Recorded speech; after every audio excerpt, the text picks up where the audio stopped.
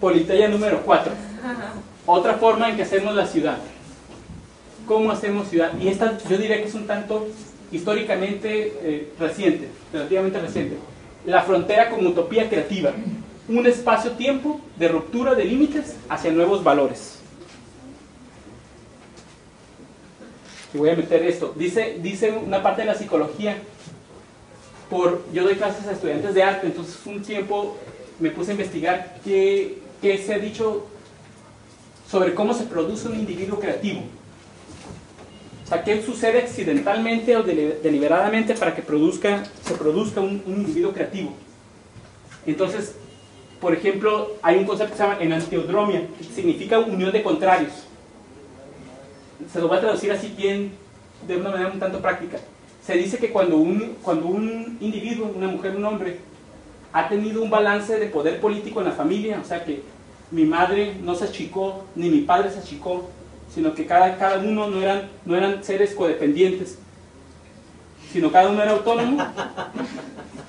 Entonces, el ser que resulta de una situación política familiar donde hay balance de poder entre la figura materna y la figura paterna, entre lo masculino y lo femenino, se vuelve un ser creativo. Es como tiene un potencial muy alto. Si mi madre se achicó o mi padre se achicó, entonces mi creatividad, que fue histórica, se fue formando en el proceso de la familia, está mermada. Entonces, cuando hay una unión de esos poderes políticos, un balance, una lucha, una seducción, una constante interacción entre pares, se produce lo que en psicología se llama enantiodromia, o sea, hace un potencial alto. Hay un autor, esto no es de él, esto es de otros autores. Hay un autor, Albert Rothenberg, no el poeta Jerome, sino este es otro, Albert Rothenberg, de Harvard, en este libro, Creatividad y Locura, y en otros muchos libros muy interesantes, que definen, este cuate estudió personas muy creativas, no solamente en el arte, en la literatura, sino por ejemplo en la cocina, personas que en la cocina son muy creativas. Entonces, estudió gente creativa en Harvard. Y después de unos años de tener investigaciones con estos individuos, se dio cuenta que hay dos procesos que los distinguen. O sea, si les presentas un problema a estas personas identificadas socialmente como gente muy creativa, suelen tener estos dos procesos. Algo que llama el proceso janúsico. Jano es un dios de varias caras, ¿no? El proceso janúsico consiste, dice él que aparece en la etapa temprana del proceso creativo. O sea, cuando estás pensando los primeros días o horas, ¿cómo resolver eso? Este proceso aparece en la etapa temprana del proceso creativo. ¿En qué consiste? En que opuestos o antítesis múltiples son concebidas simultáneamente, ya sea como existentes una junto a la otra o como igualmente operativas, válidas o verdaderas.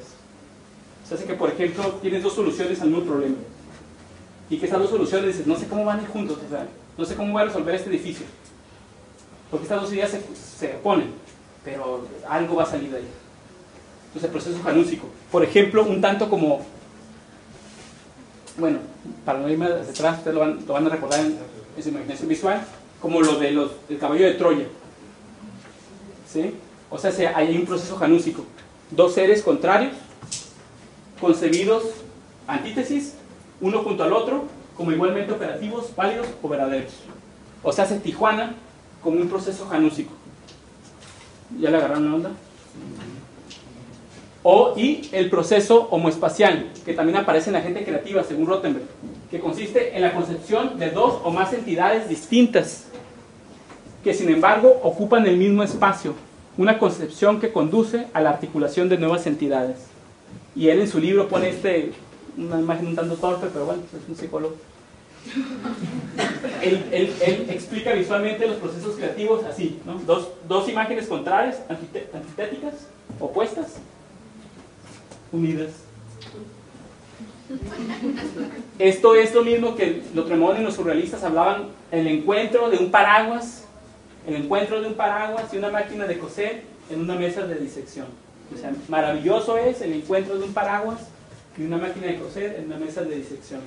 Fíjense, nada más un apunte. Nos llama la atención de esa definición de lo creativo y lo maravilloso y lo surrealista, que es una máquina de coser y un paraguas, como que lo contrario, pero no hemos reparado que lo hacen en una mesa de disección. O sea, no en un lugar donde se funden o se unen el paraguas y la mesa de disección, sino donde se fisionan, donde estallan en pedazos. Entonces la creatividad, incluso para los surrealistas, o para lo que los surrealistas tomaron como su definición de creatividad, su definición de collage, por ejemplo, que está inspirada en esta definición de los Simón, nos habla de cómo en lo creativo hay una fisión, hay una disección, más que una fusión. Voy a introducir este concepto y ya andamos cerca del final, no se preocupen. Se llama la capacidad negativa, negative capability, de Keats, el poeta irlandés. Él dice, se hizo una pregunta, ¿qué cualidad tienen los hombres creativos? ¿Qué cualidad forma un hombre de logro? A man of achievement, dice en inglés. ¿Qué cualidad forma a un hombre de logro, a man of achievement? Especialmente en literatura. Y que, dice, y que Shakespeare poseía en gran cantidad. ¿Qué cualidad tenía Shakespeare? Y él decía, quiero decir capacidad negativa.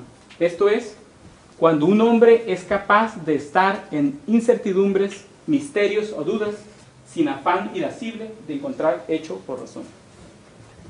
O sea, que la capacidad negativa consiste en esta capacidad de hombres de logro, de estar en contradicciones, por ejemplo, tener dos ideas contradictorias, como lo del proceso janúsico, y no sentirse que las tienen que resolver en chinga. O no culparse porque es un pendejo que está pensando idioteces. Sino la capacidad negativa, como la capacidad de los hombres creativos, decía como Shakespeare, que pueden pensar cosas contrarias y las dos ideas sostenerlas en la mente. Entonces, por ejemplo, Tijuana, en ese sentido de una politeia creativa, como la capacidad de ver formas, por ejemplo, formas de operar en instituciones culturales californianas, en instituciones culturales mexicanas, y tener esas dos ideas contrarias en la mente. O formas de ser de mi familia y formas de ser de otra familia. Entonces Tijuana, por su ubicación geográfica, por su concepto de espacio-tiempo, como una oportunidad de capacidad negativa. O sea, sin un afán de hacer síntesis, o fusión, o fundición, etc. Sino de mantener la contradicción. Luego también este concepto que me interesa mucho, de Fitzgerald, el escritor norteamericano. Él hablaba de un crack-up. Y él decía lo mismo, ¿no? Todos esos cuates no están comunicados entre sí. En sus libros no saben que ellos están de acuerdo. Dice, la evidencia de una inteligencia de primer nivel es la habilidad de sostener dos ideas opuestas en la mente al mismo tiempo y seguir funcionando. Tiempo lo puse yo en cursiva, ¿verdad? En cursivas mías. ¿Qué es un hombre o una mujer con inteligencia de primer nivel? Aquella o aquel que tiene la habilidad de sostener dos ideas opuestas en la mente al mismo tiempo y seguir funcionando. Está bien interesante lo que dice Fitzgerald, porque después de estas definiciones tan brillantes y dice, y yo en los años 20, a través del alcohol y de mi manera de concebirme como escritor y como norteamericano, ya no pude lograr esto, ya no pude sostener esto. Yo fui alguna vez un hombre de primer nivel, pero sufrí un crack-up. O sea, hace que elegí una de las dos, o esto produjo una tensión que me destruyó, me colapsó. Entonces, vamos, Tijuana como en Antiodromia, o sea, como un proceso creativo, una ciudad de la cual van a resultar cosas sorprendentemente creativas porque viene de mundos contrarios, o así se imagina, o, mucha atención, o Tijuana como crack-up.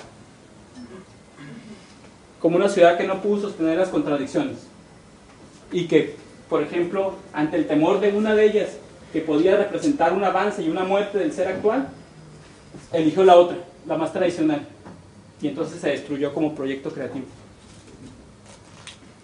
Entonces, en la frontera Estados Unidos-México, utopía e ideología, no voy a meterme ahí qué quiere decir eso, pero bueno, utopía e ideología parecen inseparables. O sea, ¿cómo imaginamos el futuro? A veces de manera intrépida imaginamos el futuro en base a nuestros elementos del presente o del pasado. Y a veces cómo eso significa algo realmente para mí sorprendente y maravilloso, y a la vez también puede significar algo que no quiero que pase en el futuro.